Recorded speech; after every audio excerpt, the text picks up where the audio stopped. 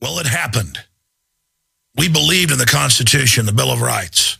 We believed in a man who'd always kept his word and had a perfect constitutional voting record, Ron Paul. It didn't matter that the establishment said he couldn't win. It didn't matter that they demonized him when they were forced to report on him. Ron Paul went from second to first place in Iowa. He went from third place to first place in New Hampshire. All over the country, Ron Paul is now coming up first or second. He is the front runner. And he's the only one who isn't a carbon taxing, open border promoting, Obama socialist healthcare loving globalist like Mitt Romney, Newt Gingrich, and others. Or for that matter, Rick Perry. And so the Republican establishment is in panic mode. The system isn't going to get its new world order, its control freak nanny state, if somebody like Ron Paul wins the Republican nomination. They're already in panic mode over the fact that he's so prominent in the race when they desperately tried to censor him and black him out of the debates. People are talking about liberty. They're talking about freedom. They're talking about not giving tens of trillions in corporate bailouts to offshore globalist banks. Ron Paul is helping to bring sanity back to this country. He's saying torturing people is wrong, that the CIA being caught bringing drugs into this country is wrong. And he's being called a kook, a nut, a lunatic by an establishment that is out of bullets, that is losing all of its credibility, that people aren't listening to anymore. The system noted that they pulled out all the stops on the Republican and Democratic system from both sides to attack Rand Paul in Kentucky last year, and that only backfired on them because the system is so discredited. So now they're really resorting to a new level of dirty tricks. We demanded that Ron Paul run for office. We made the point that even if you lose, we win because you inject real issues. We demanded that Ron Paul run because resistance is victory. Even if he doesn't win the nomination or win the presidency, we're in the game. We're pointing out real issues that shows that we have a two-party dictatorship in this country. And now that Ron Paul's in there, we've got to defend him. We've got to stand with him. The traitorous sellout Republican Party that's in league with the Democratic traitors is desperate. They're in panic mode. And so they're taking an old trick but adding something new to it. They're saying if Iowans vote for Ron Paul, they're basically wasting their vote. But more than that, they are discrediting Iowa, and that if Ron Paul wins Iowa, that Ron Paul discredits the caucus system itself and how presidential nominees are picked. Now, Ron Paul's not doing that. Ron Paul's supporters, who are the voters in the caucus, they're not the people that are doing that. It's the governor attacking the electoral process. It's the governor bringing into question the election system. It's the governor assaulting the voters, but they spin it that it's Ron Paul. You know, if Ron Paul standing for election happens to win, he discredits Iowa, so don't waste your vote on him. It is just an incredibly dirty trick, but I believe will backfire if we get the word out and if you get this video and the articles we've written about it at Infowars.com out to everybody. I mean, look at the mind control. Look at how brazen and naked this is. The governor, Politico, and other operatives come out in droves with a talking point that if Ron Paul wins, forget it. Look at number 2, Mitt Romney. And that Ron Paul's discrediting the process when they're the ones trying to discredit the process and telling voters what they believe in and what they stand for isn't valuable. They've already told you how to think, saying you can't vote for Ron Paul, he won't win. Now they say if he wins, it's a loss for Iowa and that they'll be discredited and the Iowa caucus won't be the important kickoff of the election it's been for many decades. That is mind control. That's them saying, hey, you're trendy. You're into whatever we tell you. So do what you're told and shut up and vote for Mr. Carbon Taxes, Mr. Abortion, Mr. Open Borders, Mr. Author of Obamacare, Mitt Romney. Or if you don't like him, go for Mr. Same as Romney, Newt Gingrich. You can't have Ron Paul. The corrupt establishment that's taken this country over is freaking out and really showing their hand right now. And showing that they think if they tell you that our state will be embarrassed if you do this, that you're so weak-minded that you'll go along with that. I want everybody to get this special news report from InfoWars Nightly News that I'm breaking down right now and get it out to everybody you know because they are scared of him. I mean, here's one of the headlines out of Politico. Will Ron Paul kill the caucuses? And it goes on to say that he's a threat to the state's cherished kickoff status. And if he wins, they're discredited. They think you're a bunch of mindless people who just do whatever you think is popular. It's all of this peer pressure-driven, advertisement-based bull that has taken us from the most wealthy and most respected country in the world to one of the most indebted and universally reviled and hated because we've allowed criminals to take over our system, because we sit there and let the men in the nice suits tell us how to vote. It is incredible. So get these articles and this video out to everyone you know and point out the arrogance and hubris of the Republican Party that is so scared of Ron Paul.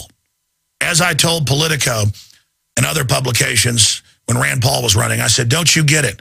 The more you demonize him, the more dirt you try to dig up, the more crap you make up, the higher his poll numbers go. And they're doing the same thing with Ron Paul. Now, in closing, the anonymous group says they're going to hack things because they're mad at Ron Paul. That's the feds. But the feds are going to come in and try to oversee it now. So, of course, they can then claim that the hack threw confusion into the vote. So they say Ron Paul won, but is it true?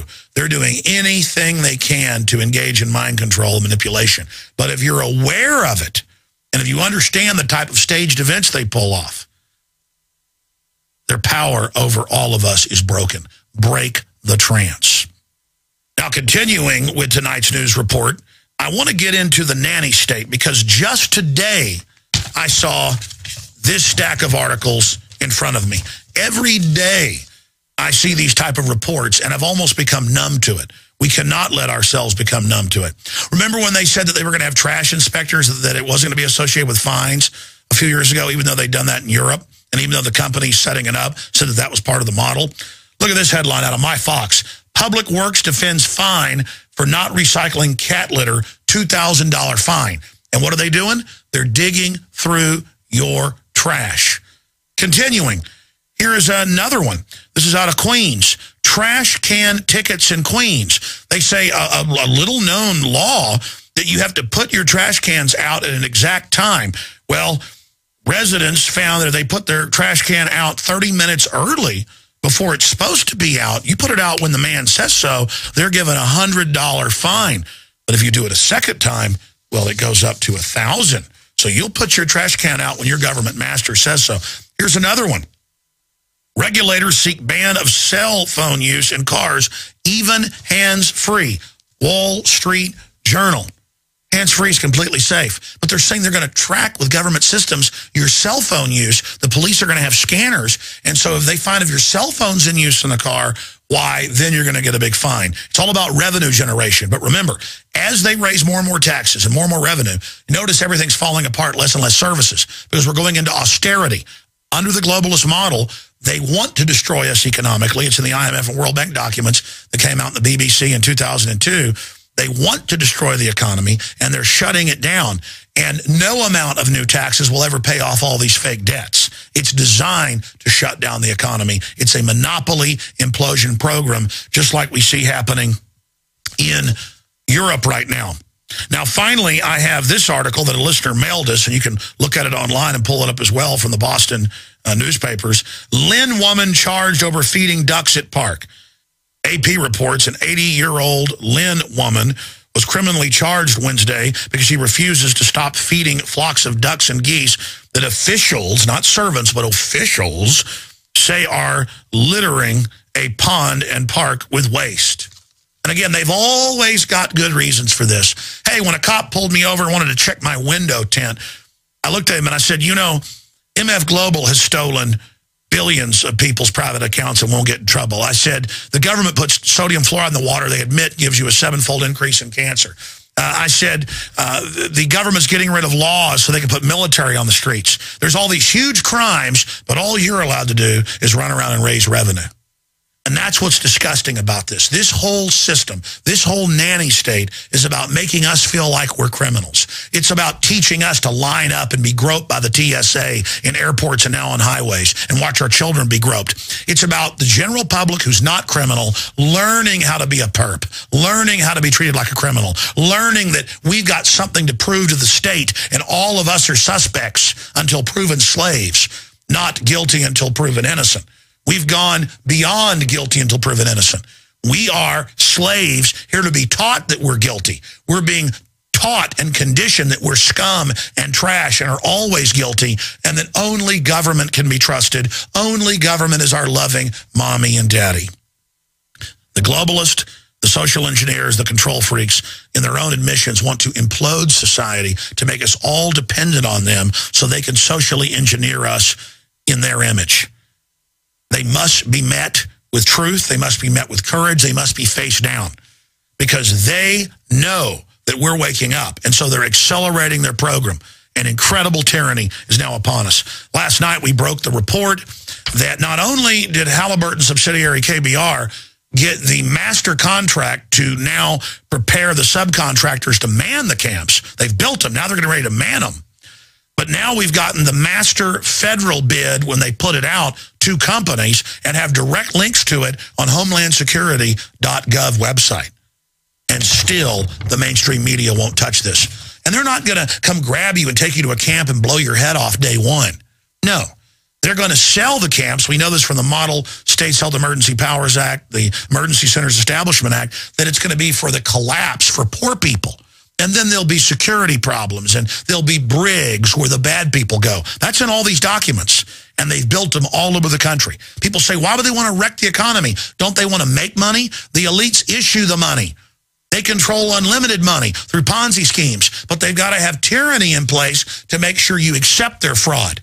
That's like asking, why did Kim Jong-il of North Korea, not care about millions of his people starving every few years? It was a form of domination. The sickos that run that country enjoy what they're doing. To people like Hitler and Stalin and Mao, death and destruction is enjoyable because it presses on the nerve of power. They get off on it. And it's only when good people do nothing that these evil people can get away with it. You know the old famous founding father Thomas Jefferson quote, evil men and tyrants flourish when good men and women do nothing. So if you want to know the problem, if you want to know why this is all happening, it's because we left the door open. We let the vampires in. Look in the mirror, it's our fault. Sure, psychopaths, control freaks, they're horrible. They are, at the end of the day, the enemy. But we, the people, by leaving the door open. I mean, if I left the door open where I live, raccoons will raid my house. It's happened to my parents. That's what raccoons do. You leave your doors open to tyranny, it's going to take over. It's our fault for letting them get rid of the Bill of Rights and Constitution, letting them, by a successive approximation, train us to be slaves. I'm Alex Jones reporting from the front lines of the info war. Let's turn this nanny police state around. Let's let these people know that we're not their prisoners. Let's let the criminals know that they're not going to turn our whole country into a giant insane asylum, which they control for their own psychotic and sadistic pleasure. And let's defend Ron Paul.